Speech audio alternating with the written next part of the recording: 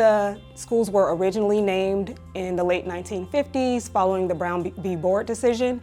And at that time, they were named sort of like as a part of the Virginia Massive Resistance campaign in order to signal that the schools were still committed to segregation, that they didn't want Black students in the schools. In 2020, the same entity school board that originally named the schools made a decision to rename the schools, taking away those Confederate names because it wanted Black students of color to feel more welcome in the school environment, and it understood that there were some discriminatory effects of those previous names. However, 4 years later in 2024, again, the same entity, but with new members, made a decision to rename the schools, actually to put back the original Confederate names. This affected the families in that community in an extremely negative way.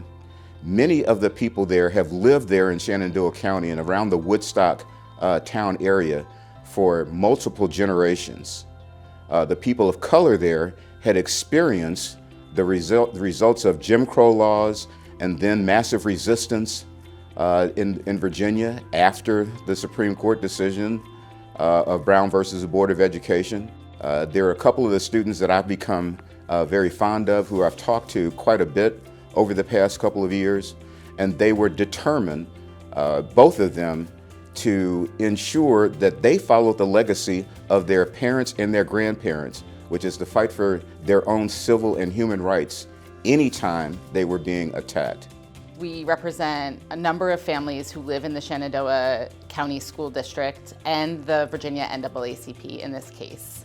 The families who stood up against these names are so brave because you can tell from the history of this case, from the history of this community, that the majority of people think these names are just fine, and lots of people think these names are something to be celebrated. And so for our plaintiffs and our clients here to take a stand against those names, recognizing that it might be unpopular, recognizing that it might subject them to harassment in their own communities, is really incredible.